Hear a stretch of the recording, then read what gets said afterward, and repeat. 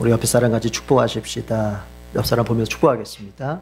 주님께서 준비해 주십니다. 주님께서 여러분의 인생을 준비해 주실 줄로 믿습니다. 몸이 좀 안 좋아서 이제 병원에 가서 처방을 받았는데 이제 그 처방전 들고 약국에 가서 약을 좀 샀어요. 근데 이제 직업이 목사니까 뭐 이렇게 읽는 게 버릇이 됐잖아요. 그 약봉투를 받아주고서 이렇게 뭐 내용이 뭐 있나 읽어보는데 그 뒷면에 보니까 건강 생활을 위한 10가지 수칙 이렇게 써 있더라고요. 그 10가지를 이제 기록을 해놨던데 이렇게 살면 건강하다는 거죠. 그 10가지를 써놨더라고요.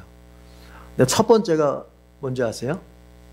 첫 번째가 감사하는 마음을 가지고 살자 그렇게 써 있더라고요. 그래서 참 어떻게 이번 주가 감사 설교인 줄 알고 이걸 주님이 주시나. 네, 감사하는 마음을 가지고 살 때 건강합니다. 예, 그래요. 우리 어르신들 특별히 연세가 들어가면서는 자꾸 건강을 걱정하게 돼요. 건강을 걱정하고 건강을 원망하면 더 병듭니다. 건강을 우리가 누리면서 살려면은 감사하면서 살아야 돼요. 아니, 약사가 해준 얘기예요. 제 얘기가 아니라 약사가 해준 얘기, 전문가가. 그래서 우리 옆 사람 축복하십시다. 감사해서 건강하게 삽시다. 네, 꼭 그러길 빕니다. 예. 여러분, 감사 속에는요 능력이 있어요. 왜냐하면 감사도 일종의 믿음이기 때문에 그래요. 그러니까 믿음 이렇게 말로 믿음이라는 글자로 표현할 수도 있지만 성경의 믿음은 여러 가지로 표현이 돼요. 여러 가지로. 감사의 능력이 있어요. 왜 그러냐면 감사도 믿음의 일종이기 때문에 그런 거거든요. 그럼 감사에는 어떤 능력이 있느냐?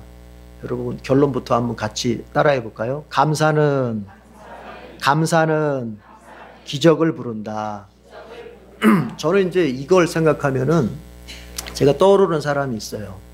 그 뭐 외국 사람이지만 오프라 윈프리라고 하는 여잔데 지금 아마 그분이 60대 중반 정도 됐을 겁니다.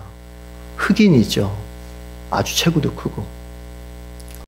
그런데 지금은 이분이 대단한 사람이죠. 미국에서 아주 빼놓을 수 없는 유명 인사 아닙니까? 보니까 전 세계 한 1억 한 4천만 정도의 그 시청자를 가지고 있어요. 그 토크쇼의 여왕이라고 불리잖아요. 아주 사람을 울리고 웃기고. 그러니까 방송에 있어서 영향력이 제일 큰 사람이에요, 이 사람이. 미국에서뿐만 아니라 전 세계적으로. 그리고 또 영화도 출연했더라고요. 그리고 자산이 6억 달러 이상이 되는 아주 갑부예요, 갑부.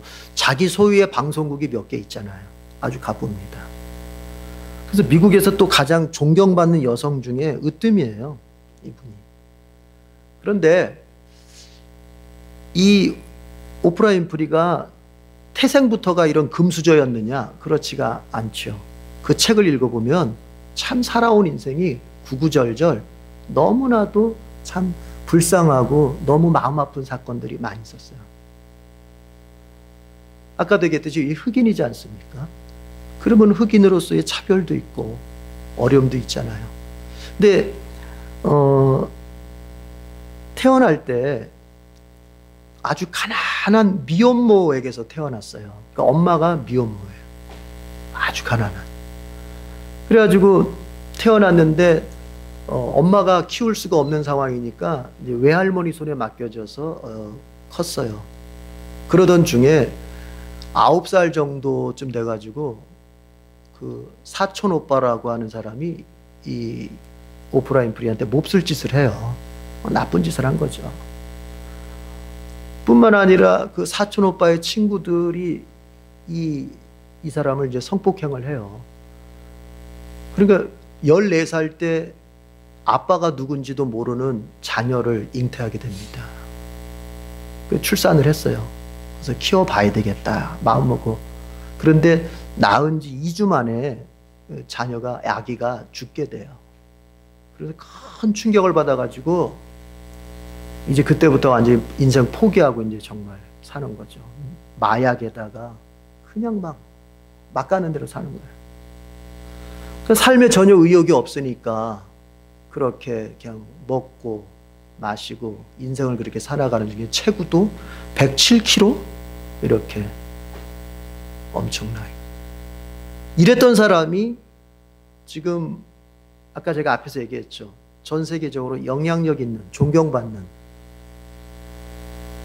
이런 사람이 됐다. 한마디로 성공자가 됐다. 어떻게 그럴 수 있어요?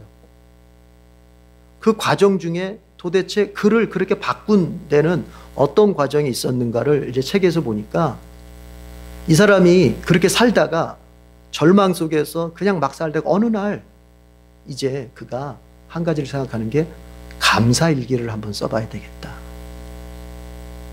매일매일 하루에 5가지씩 그 하루를 지내면서 내가 하나님께 감사할 수 있는 것들이 무엇인지를 한번 써봐야 되겠다 해가지고 감사일기를 쓰기 시작했다는 거예요.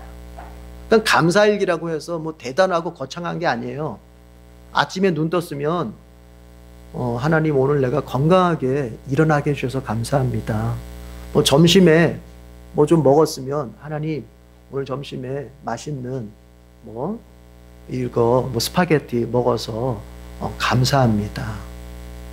뭐 이렇게 다른 동료들하고 지내다가 만약에 서로가 조금 이렇게 언쟁이 있거나 좀 갈등이 있을 때 하나님 그 동료와 갈등이 있었을 때 내가 화내지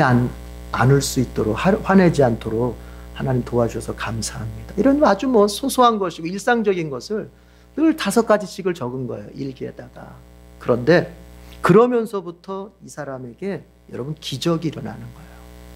기적이. 이 감사일기를 쓰는 가운데 그에게 2가지가 배워졌다 그래요. 하나는 뭐냐면 인생에서 소중한 것이 무엇인지를 알게 되었다. 정말 무엇이 인생에서 정말 소중한 것이고 가치 있는 것일까?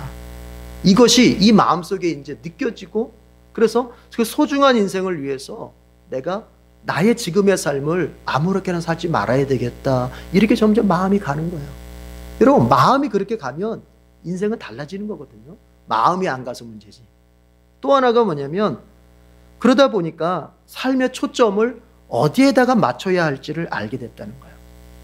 많은 것을 하려고 들지 않고 내가 정말 이 짧은 인생 가운데서 무엇을 해야 할지 그것을 명확하게 보면서 거기다만 온전히 올인하면서 자기의 인생을 살았을 때 지금의 그렇게 추앙받고 존경받고 또 물질적으로도 부유하고 소위 성공자가 되는 반열에 들 수 있었다 얘기합니다. 그러니까 여러분 인생의 출발점부터가 불행이고 인생의 출발점부터가 망가진 인생에서 출발한 거예요. 그랬던 그가 그 누구도 쉽게 이뤄낼 수 없었던 성공된 인생으로 갈 수 있었던 그 원동력이 뭐냐? 그녀는 말합니다. 감사의 신앙, 감사의 습관이었다는 거예요. 그래서 저는 감히 말하겠습니다. 여러분 감사는 인생의 기적을 부르는 거예요. 여러분의 인생 속에서 정말 되어지지 않는 일들이 있을 때 그것이 되어지도록 만들 수 있는 것은 뭐냐? 감사예요. 감사. 감사할 때 그 인생의 길이 열려요. 감사할 때 무너졌던 모든 삶의 회복이 일어나는 거예요. 자, 그런데 이 얘기를 좀 더 해봅시다. 순서를 잘 봐야 돼요. 순서를. 선과 후가 있다는 거예요. 이걸 잘 따져봐야 돼요. 제가 볼 때는 뭐냐? 기적이 먼저가 아니고 감사가 먼저라는 거예요. 우리는 자꾸 보면 뭔가 좀 가능성이라도 보면 뭐 좀 되어지는 걸 보면 그때 감사하겠다는 건데 오프라 윈프리는 그렇게 하지 않았다는 거예요. 감사를 먼저 했더니 기적이 뒤따라왔다는 거예요. 감사를 심었더니 성공의 열매가 왔다는 거예요. 이 순서를 더 중요하게 봐야 돼요.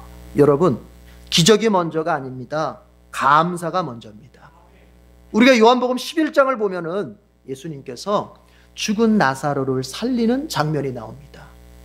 그 11장 41절에 보면은 예수님께서 이제 나사로를 살리기 위해서 무덤 앞에 딱 서가지고 이제 돌문도 열어놓고 무덤 앞에 서서 죽은 나사로 시체를 지금 바라보면서 주님이 하나님께 기도할 때 이렇게 기도합니다. 요한복음 11장 41절에 보면은 아버지 내 말을 들어주신 것을 감사드립니다.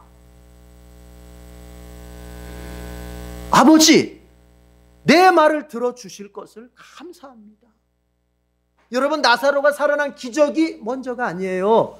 예수님은 먼저 감사했던 거예요. 아직 보여진 열매가 없고 나사로가 살아난 것도 아니고 예수님이 원하시는 그것이 이루어진 것도 아닙니다. 그러나 먼저 감사했던 거예요. 왜요? 주님이 하실 걸 믿기 때문에. 감사가 먼저입니다. 감사, 먼저 심어진 그 감사가 드디어 기적을 불러오는 거예요. 현실적으로도 성경적으로도 감사는 기적을 불러냅니다. 여러분 상식이에요. 한번 생각해 보세요. 여러분 상식적으로 생각해 보세요. 여러분 같으면은 옆에 원망하는 사람하고 살고 싶겠어요? 감사하는 사람하고 살고 싶겠어요? 옆에서 계속 원망하고 불평하고는 그 사람들하고 같이 있고 싶어요? 희망을 말하고 감사를 말하는 사람하고 같이 있고 싶어요? 단 1분이라도. 하나님은 어떠실까요? 하나님은 어떤 사람하고 같이 있고 싶어 하실까요? 하나님도 인격체인데 느끼는 감정이 있고 하나님의 마음속에 와닿는 것이 있는데 하나님은 원망과 불평하는 사람과 같이 있고 싶겠어요? 감사하며 감사를 부르짖으며 희망을 갖는 사람과 같이 있고 싶겠어요? 하나님은 돌멩이가 아닙니다. 하나님은 기계가 아닙니다. 그분은 우리와 똑같은 인격체세요. 감사가 먼저예요. 감사를 심을 때 주님이 역사하셔서 기적이 따라오는 거예요. 감사를 심을 때 인생의 모든 망했던 부분들이 다시 일어나게 되는 거예요. 원망은 인간을 피폐하게 만듭니다. 원망은 인생을 망하게 만듭니다. 서로 원망하면 가정이 망가지고 교회가 망가지고 이 사회가 망가져가는 거예요. 그러나 서로 감사하면 개인도 살고 가정도 살고 교회도 살고 이 국가와 사회도 살아나는 거예요. 감사할 때 무너졌던 장막이 세워지기 시작하는 거예요. 감사할 때 피폐해졌던 마음이 회복되기 시작하는 거예요. 감사할 때 구부러졌던 나의 언어들이 펴지기 시작하는 거예요. 그러면서 기적이 따라오는 거예요. 여러분, 여러분의 인생 속에 기적을 바랍니까? 그러면 다른 것보다 먼저 감사를 심을 수 있기를 바랍니다. 따라합시다. 감사는 기적을 부른다. 그런데 이 감사에도 수준이 있습니다. 감사도 다 수준이 있어요. 신자에게는 신자 수준의 감사가 있고 불신자에게는 불신자 수준의 감사가 있는 거예요. 여러분 불신자들도 감사합니다. 고마워요. 감사합니다. 합니다. 그럼 그런 불신자들의 감사와 우리 믿는 사람들, 하나님의 자녀인 신자의 감사의 차이가 뭘까요? 오늘 이것을 생각하면서 이 본문을 들여다볼 필요가 있어요. 오늘 본문 시편은 일명 학자들이 이름 붙이기를 감사 예배 시라고 부릅니다. 시편에 150편의 시가 있는데 그 150편의 시 가운데에서 29편 정도가 29편 정도가 이 감사 예배 시로 분류가 되고 있습니다. 그러니까 이 시는 아마도 예배 중에 감사를 표현할 때 이 시를 읊으면서 예배를 드렸던 것으로 보입니다. 그러니까 한마디로 뭐예요? 예배 드리는데 뭐 하면서 예배 드렸다? 감사하면서 예배 드려요. 감사하면서. 여러분, 여러분의 예배의 본질이 뭐라고 생각해요? 예배는 그런 거예요. 자, 우리 중에 이럴 수 있어요. 예배 안 갈 수도 없고 의무감으로 나올 수 있어요. 마지못해 나와 있을 수도 있죠. 그렇죠. 그것도 훌륭해요. 안 오는 것보다는 훌륭해요. 그러나 어떤 성도는, 더 많은 성도는 정말 감사하는 마음으로 주님의 은혜가 감사하고 주님의 구원이 감사하고 주님의 사랑해 주심이 감사하고 오늘 시편에 나오는 것처럼 주님의 공급하심과 준비해 주심이 감사해서 이제 그 감사하는 마음을 표현하기 위해서 예배의 자리에 와 있을 것입니다. 여러분, 예배에 감사가 빠졌다. 이거는 예배의 본질이 빠진 거예요. 예배의 본질이. 예배에는 감사가 살아있어야 되는 거예요. 우리 이런 말 하지, 옛날에 이런 말 했죠. 뭐 글쎄 어린 사람들은 알까 모르겠네. 안고 없는 찐빵이란 말이 있지 않습니까? 찐빵은 무슨 맛으로 먹어요? 안고 맛으로 먹어요. 그 팥 안에 들어있는 팥 안고 그 맛으로 먹어야 되는데, 이게 찐빵에 안고가 없어. 그럼 뭐예요? 그냥 그거는 그냥 밀가루 그냥 개떡이죠. 개떡. 찐빵이 아니죠. 근데 우리 집사람은 그걸 더 좋아하고 팥을 다 긁어내고 밀가루만 먹더라고. 물론 그런 사람도 있는데 그 찐빵이 아니죠. 예배에 감사가 빠졌다. 그거는 안고 없는 찐빵하고 똑같은 거예요. 예배는 주십시오, 주십시오, 주십시오. 간구가 먼저가 아니고 간구로 채워지는 것이 우선이 아니라, 주님 감사합니다. 주님 감사합니다. 이미 주셨고 앞으로 주실 것이니 감사합니다. 감사가 예배의 본질인 것입니다. 예배 속에 감사가 있을 때 여러분의 현실 속에 기적이 나타나는 거예요. 다윗은 감사하면서 예배드렸습니다. 오늘 시가 바로 다윗의 시잖아요. 다윗은 감사하면서 예배를 드리는 거예요. 그 내용을 살펴보면요, 신자 수준의 감사가 잘 보여져요. 자, 신자 수준의 감사 특징이 뭘까요? 첫 번째가 뭐냐면 영적인 복을 먼저 감사하는 거예요. 영적인 복을. 자, 그것이 65편 1절에서부터 5절까지라고 볼 수 있습니다. 대표적으로 우리 어디 읽어보냐면 3절 4절 읽어보겠습니다. 3절 4절 3절 4절 다 같이 65편 3절 4절 시작. 저마다 지은 죄 감당하기에 너무 어려울 때에 오직 주님만이 그 죄를 용서하여 주십니다. 주님께서 택하시고 가까이 오게 하시어 주님의 뜰에 머물게 하신 그 사람은 복이 있는 사람입니다. 그러므로 우리는 주님의 집 주님의 거룩한 성전에서 온갖 좋은 복으로 만족하려 합니다. 1절에서 5절까지는 영적인 복을 감사하는 거예요. 쉽게 말하면 이 1절에서 5절까지 내용을 좀 제가 핵심을 얘기하자면 이런 겁니다. 주님과의 관계를 감사하는 거예요. 주님이 나를 택하셔서 주님의 성전으로 부르셔서 나와 관계를 가져주신, 나와 관계를 만들어주신 주님께 감사하는 거예요. 또 내가 지은 죄 아직 연약해서 죄 짓고 있지만 이 지은 죄 주님이 용서해 주시면서 다시 또 받아주시니 감사한 거예요. 주님께서 나를 그저 자녀 삼으시고, 우리 신약으로 표현하자면은 우리 주님께서 우리에게 영생을 주시고 우리의 남은 생애 동안 그저 영생의 삶으로 함께 해주시니 감사한 거예요. 그것이 1절에서부터 5절까지 쭉 기도를 들어주신 것도 감사하고.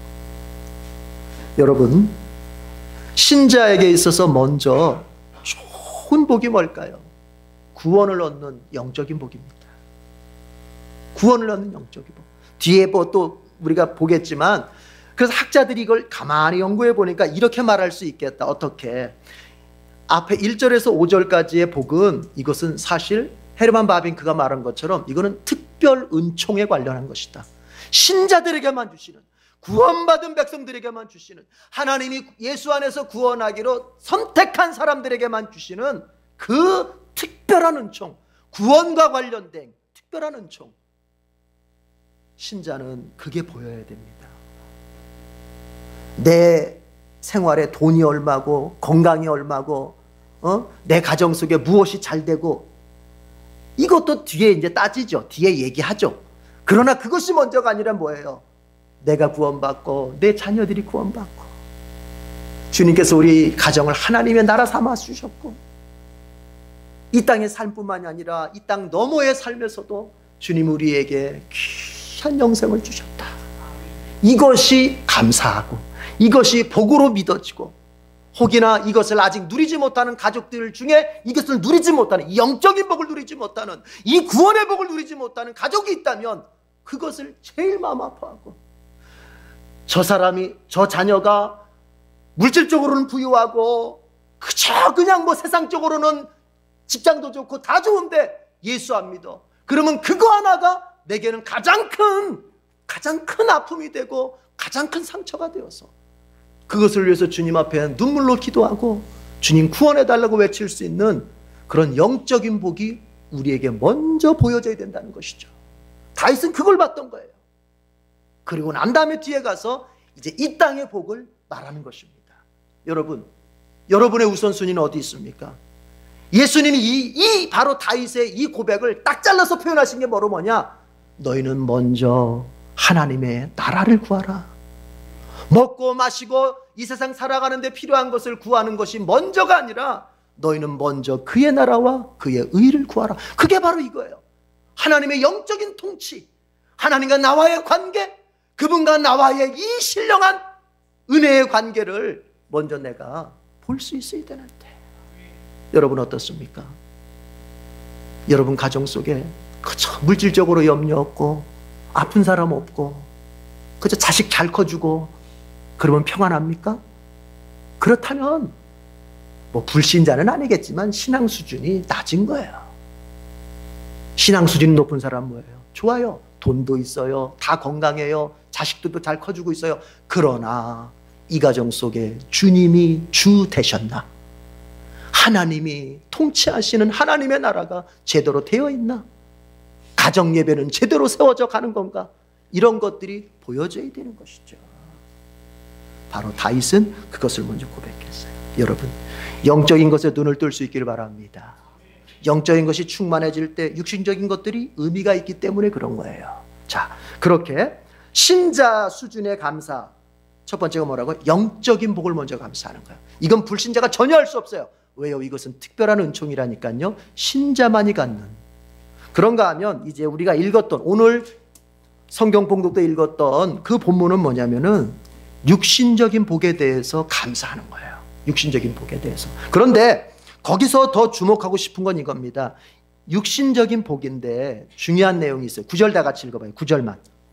뭐 전체를 다 읽어야겠지만 9절만 대표적으로 읽어봐요.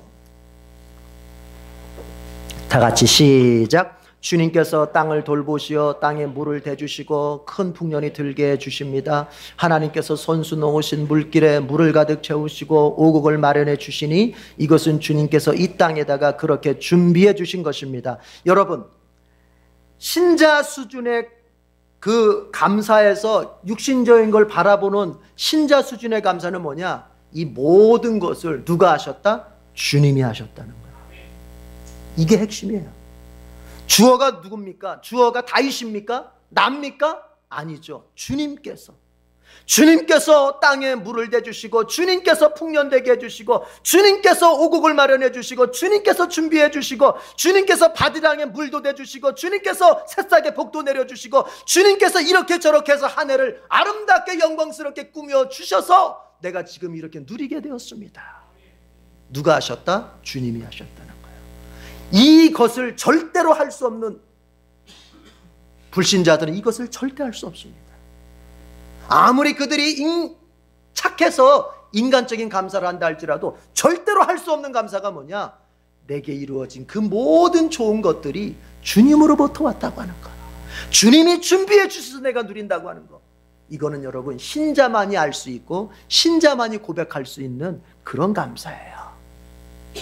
그래서 아까 제가 뭐 얘기했지만 이 부분은 뭐냐? 사실은 이런 거예요. 9절부터 13절까지는 앞에가 특별은총, 우리의 구원과 관련된, 이것은 하나님께 선택된 소수의 사람에게만 주시는 그 특별은총이라면 9절부터 13절까지는 사실 일반은총에 해당된다. 일반은총, 누구에게나 주시는, 신자에게도 주시고 불신자에게도 주셔. 여러분, 농사 짓는데 햇빛이, 자, 오늘은 예수 믿는 사람에게만 비춰져야겠다, 이렇게. 오늘 우리가 오후에 김장을 하려고 그러는데 오후에 비 온다면서요. 그래서 직원사님이, 저희 어머니가 아이고 비가 안 오게 해달라고. 아유, 비 오면 비 온 대로 하면 되죠, 뭘 걱정하세요. 여러분, 비가, 야 오늘은 에덴교회가 김장하니까 거기에만은 내가 비를 내리지 말고 저 고성아파트 새 아파트 이쪽에만 비를 내리. 그건 일반 은총을 무시하는 거예요. 그게 자, 보십시오. 신자도 농사가 잘 되는 걸 경험하고 불신자도 농사가 잘 되는 걸 경험합니다. 우린 농사꾼이 아니니까 농사로 얘기하면 안 되겠네. 신자도 여러분의 가정 속에, 여러분의 직장 속에 잘 되는 걸 경험할 수도 있고 불신자도 똑같이 잘 되는 걸 경험을 할 때 있습니다. 그러나 차이가 뭔지 아세요? 신자는요, 이 모든 것들을 누가 해주셨다? 주님이 해주셨다, 이렇게 고백을 하는 거예요. 불신자는 아이고 내가 재수가 좋았다, 아이고 우리 부모님 묘자리를 잘 썼어 이번에. 아, 누구누구 도움 때문에 그래. 이게 다른 거예요. 여러분 어디예요? 여러분 어디예요? 더 좀 조금 더 좁혀서 얘기해 볼까요? 여러분, 내가 노력하고 내가 얼마나 근면하게 살았고 내가 새벽부터 저녁까지 어두울 때 나가서 어두울 때 일하고 들어왔고, 이 마인드가 불신자의 마인드예요. 그러나 신자의 마인드는 뭐예요? 맞아요, 나 새벽에 나가서 저녁 늦게까지 일하고 왔어요. 세상 말로 뼈 빠지게 일하면서 내가 이렇게 벌어서 이렇게 먹고 있어요. 그러나 뭐예요? 주님이 주셨다, 주님이 하게 하셨다. 지금 9절부터 13절까지가 다 그 내용 아닙니까? 다 그런 내용 아닙니까? 주님께서 돌보셔서 이렇게 됐다는 거 아닙니까? 신자의 신앙이 바로 거기에 있어요. 그래서 항상 얘기하죠. 예수 믿는 사람과 절대 어울릴 수 없는 것이 뭐라고요? 자랑이라 그랬죠. 예수 믿는 사람과 절대로 어울릴 수 없는 품성이 자랑하는 품성이에요. 절대로 어울리지 않습니다. 왜요? 우리는 내가 했다 이렇게 말할 수 없거든요. 다 주님이 하셨어. 근데 뭘 자랑해? 자랑하려면 누굴 자랑해야 돼요? 주님을 자랑해요. 그래서 바울이 뭐 뒤에 나오지만 바울이 자랑하려면은 주 안에서 자랑해라 이렇게 말하는 거예요.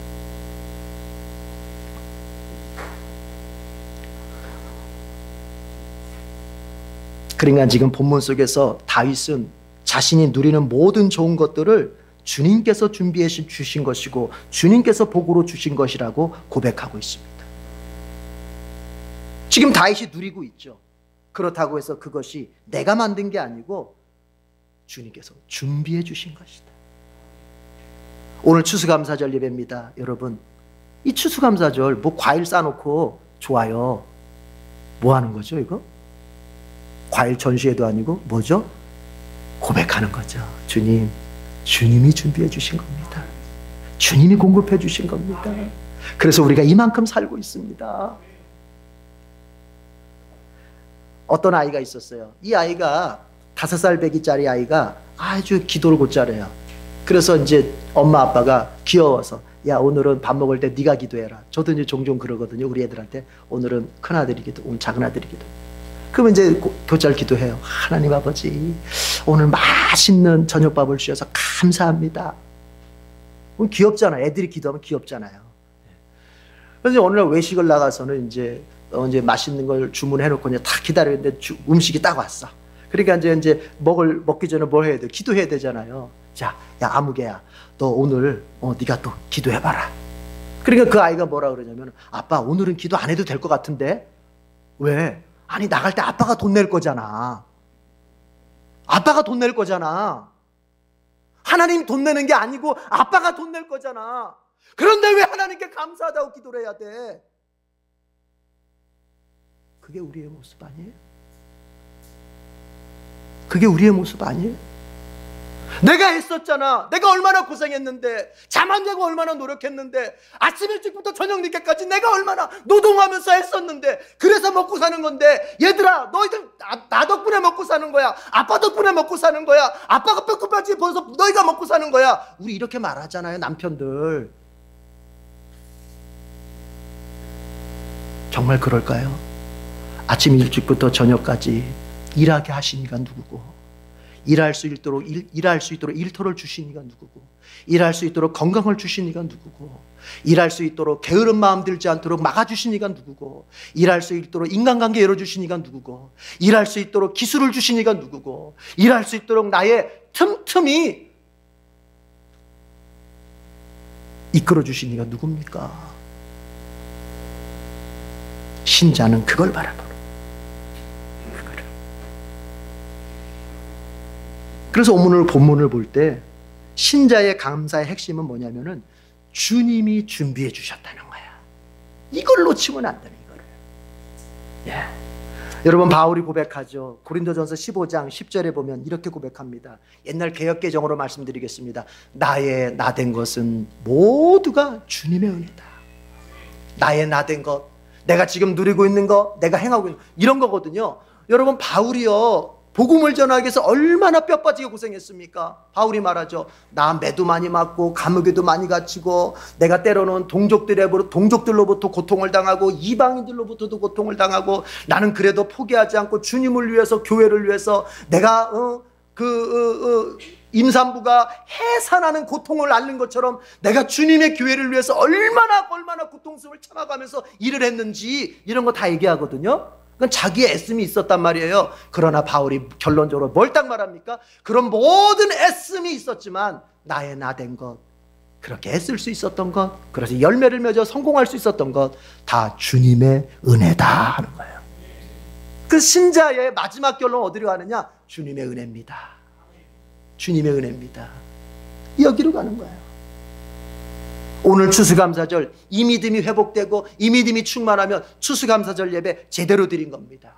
주님이 준비해 주신 것을 내가 누리고 있습니다 라고 고백한다면 그 사람의 추수감사절 예배는 100점입니다.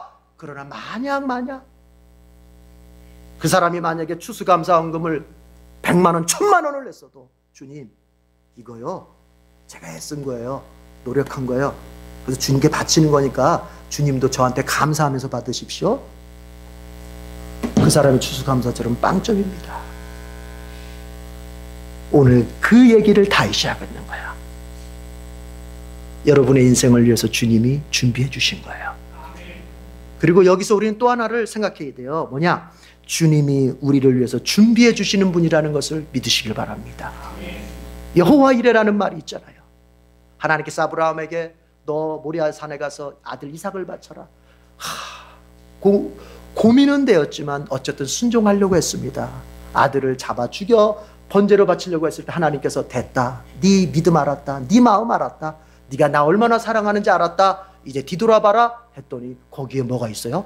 제사드릴 순양이 이삭 대신에 제사드릴 순양이 거기 있었잖아요. 그러면서 아브라함이 고백하죠. 여호와께서 친히 준비하셨구나. 여호와 이래. 여러분 아브라함은 그때 봤지만 이미 하나님은 준비의 계획을 가지고 있었던 거예요. 그래서 때가 되면 아브라함에게 주시려고 하셨던 거예요. 여러분 잊지 마십시오. 인생이 어렵고 힘들 때 여러분 놓치지 마십시오.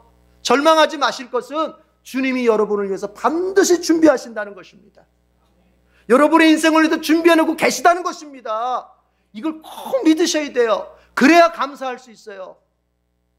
그런데 때로는 주님께서 우리의 고난을 통해서 준비하시기도 합니다. 이게 더 중요한 거예요. 우리의 고난을 통해서 우리의 인생을 준비시키고 좋은 것을 준비할 때도 있단 말이에요.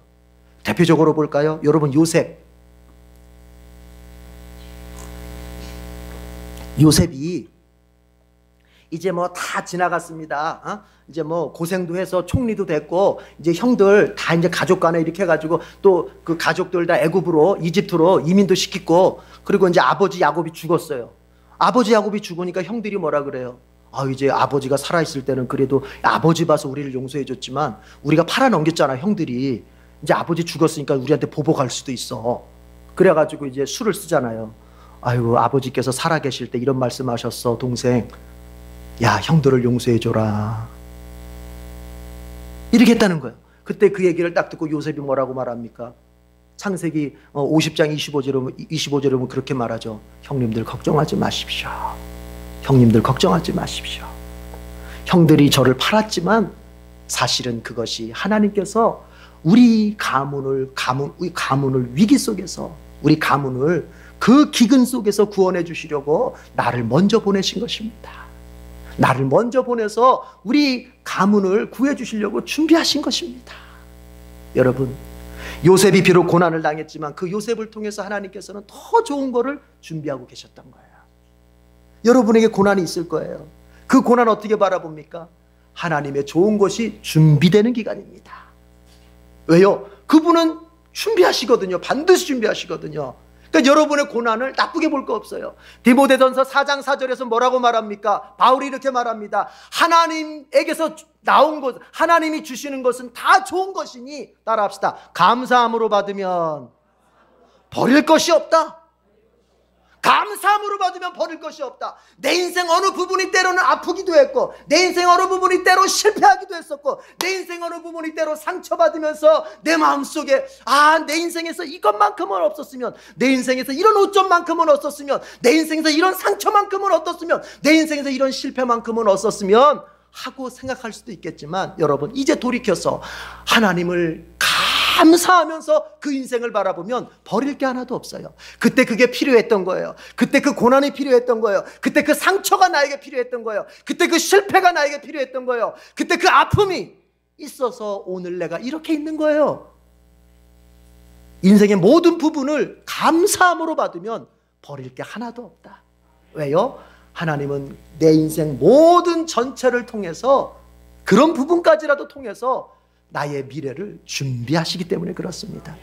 마지막으로 예레미야 얘기를 하고 마칩니다. 이스라엘 백성이 바벨론의 포로로 끌려가야 할 때 예레미야 29장에서 예레미야가 이렇게 말합니다. 여호와께서 말씀하신다.